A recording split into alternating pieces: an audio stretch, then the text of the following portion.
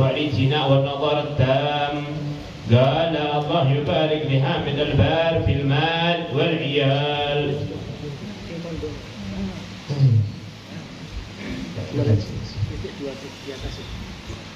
وقال رضي الله عنه داعيان يتناوبان القلب داعي الرغبة. وقال رضي الله عنه قسم من الله حد وقع قسمه الطعام والشراب، وحد وقع قسمه ذكر الأحباب. ودخل وقت العصر فأقيمت الصلاة وصلى بنا العصر، وبعد سلامه بعد سلامه أقبل علينا ووجهه يتهلل نور. وقال رضي الله عنه داعيان يتناوبان القلب داعي الرغبة وداعي الرهبة. أما داعي الرغبة إذا ذكر الإنسان المولى سبحانه وتعالى وسع فضله وجوده، وأنه ما يتعاظمه المذنب ولا مطلب الطالب، انفتح له باب الطمع في ربه. وأما داعي الرهبة إذا ذكر الإنسان الأضرح الأحدية وما يجب لها عليه من إجلال وتعظيم، حصل نفسه أنه مقصر جم، انفتح له باب الحياء والخشية والخشوع. وقال رضي الله عنه أهل الحجاب في عذاب من حرم الذوق والوجدان. حجاب وأي حجاب؟ الطعام والشراب ما يقوي الإنسان، شو ما يقويه إلا الطاعة ولا يضعفه إلا المعصية. وأنا لو خيرت بين السلامة من المعاصي والقوة على الطاعة لاخترت السلامة من المعاصي، والقوة على الطاعة فأطلبها من الله.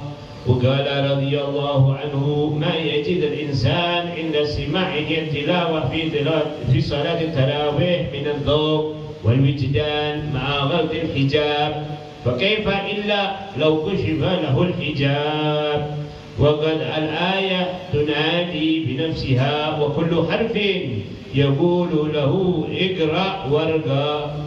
وقال رضي الله عنه آية الكرسي ورقات الخبر حقنا قم سامرها. الله لا إله إلا هو الحي القيوم لا تأخذه سنة ولا نوم له ما في السماوات وما في الأرض من ذا الذي يشفع عنده إلا بإذنه يعلم ما بين أيديهم وما خلفهم ولا يحيطون بشيء من علمه إلا بما شاء وسع كرسي السماوات والأرض ولا يؤوده حفظهما وهو العلي العظيم. شبهة بتقول لك بتقصي أخبارها لا ليلة ولا ليلتان ولا شهر ولا شهرين. وقال رضي الله عنه الليلة 15 في رمضان قرينا وصلينا وذكرنا، وأين الهمام لنهضت وأين العزائم لبرزت وأين ثمرة الصلاة وأين ثمرة التلاوة وأين ثمرة الذكر. فبكى السيد عمر بن حامد السقاف ورفع صوته بالبكاء فقال له رضي الله عنه لا تبكي يا ولدي قل القلوب تبكي ولو بكينا الدم عاده قليل على تفريطنا في حق الله ولو أنني أبكى الدموع وبعدها الدماء على ما فاتني يا معاتبي لكن لكان قليلا من كثير وما عسى يرد البكاء من ذاهب أي ذاهب. الله ينظر إلينا ويكشف حجابنا وكما أسمعنا يذيقنا ما عد معنا إلا ربنا ما لي إلا أنت إن عرفت لي شيء تعرف وكلما جيت بعرف لنفسي تخرب. Dan di antara yang disebutkan oleh Habib Ali Habsyi di salah satu malam daripada malam-malam Ramadan dikatakan bahwasanya beliau berkata Allah Subhanahu wa Ta'ala itu memberikan bagian setiap kita itu masing-masing. Ada yang mendapatkan bagiannya dengan makan dan minum, ada yang mendapatkan bagiannya kemuliaannya dengan menyebutkan orang-orang yang dicintai, orang-orang yang disayanginya.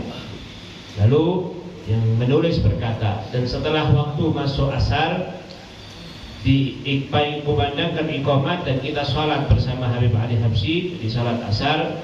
Lalu setelah beliau salam, beliau pun menghadap ke kita dan kita lihat wajahnya beliau benar-benar penuh dengan cahaya dari Allah Subhanahu wa ta'ala.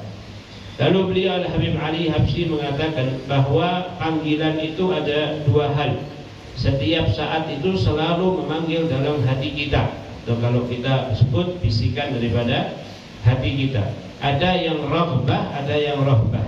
Adapun raghbah itu adalah panggilan apabila seseorang mendengar tentang Allah Subhanahu wa ta'ala, bagaimana keluasan anugerah Allah, bagaimana keluasan pemberian Allah, bagaimana Allah zat yang maha memaaf, zat yang maha memberi, maka pasti seseorang tersebut akan mendapatkan dirinya tidak ada perkara-perkara yang besar di hadapan daripada Allah Subhanahu wa ta'ala.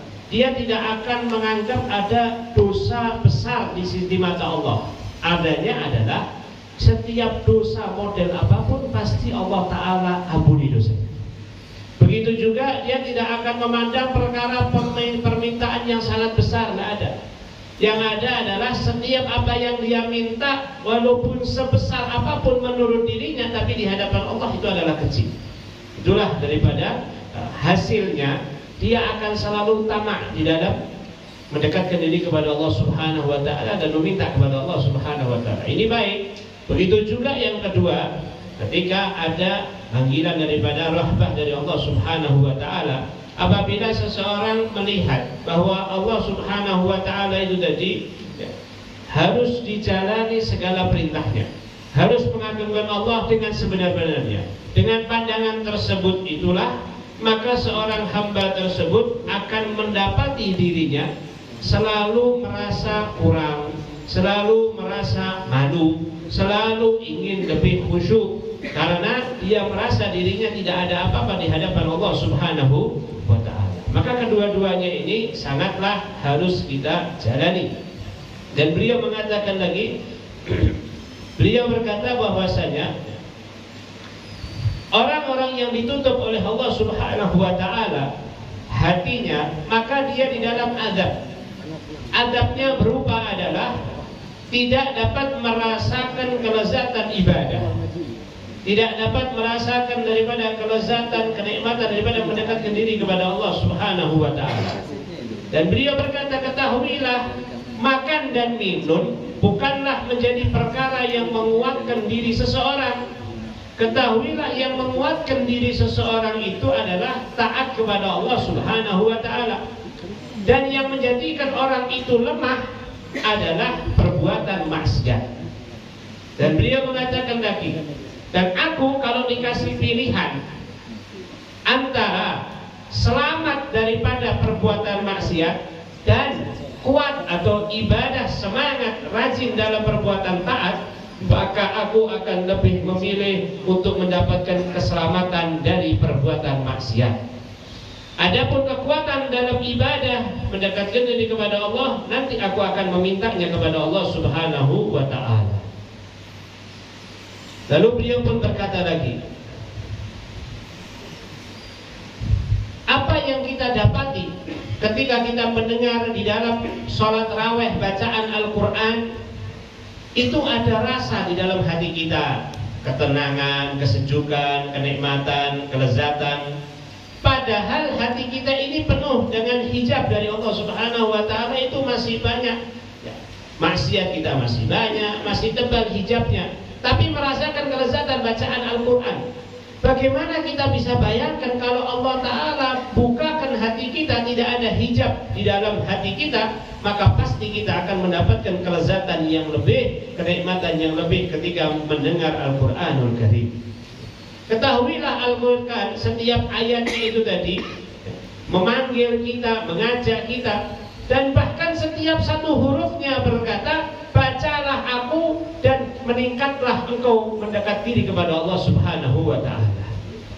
Dan beliau berkata lagi, contoh saja ayat kursi. apabila kita ingin dalami lagi daripada ayat kursi tersebut, maka kita akan dapati maknanya luar biasa. Bahkan tidak bisa kita jabarkan hanya 1 malam, 2 malam, bahkan seminggu, bahkan sampai sebulan, 2 bulan pun belum habis-habis kalau kita ingin menjabarkan daripada apa-apa yang ada di dalam ayat kursi tersebut. Dan beliau memberikan peringatan kepada kita. Beliau berkata, malam ke-15 daripada bulan Ramadan sudah lewat. Kita sudah baca Quran, ya kita sholat, ya kita zikir. Tapi mana semangat yang bisa menjadikan kita ini lebih mendekatkan diri kepada Allah Subhanahu wa ta'ala? Apakah sudah nampak di antara kita mana buah hasil daripada sholat kita? Mana buah hasil daripada bacaan Al-Quran kita? Mana buah hasil daripada zikir kita? Maka di situ ada Sayyid Umar bin Hamid As-Segaf. Beliau pun menangis ketika Al-Habib Ali memberikan peringatan tersebut. Dan beliau pun nangis sejadi-jadinya, dan Habib Ali pun menegurnya, wahai Umar, janganlah engkau menangis, ketahuilah hati ini sudah menangis. Dan ketahuilah apabila engkau menangis sampai bahkan bukan hanya air mata, tapi darah yang keluar daripada matamu, maka itu adalah perkara yang tidak ada bandingnya ketimbang daripada apa-apa yang sudah kita tinggalkan, apa-apa yang sudah kita gampangkan daripada perintah-perintah Allah Subhanahu wa ta'ala.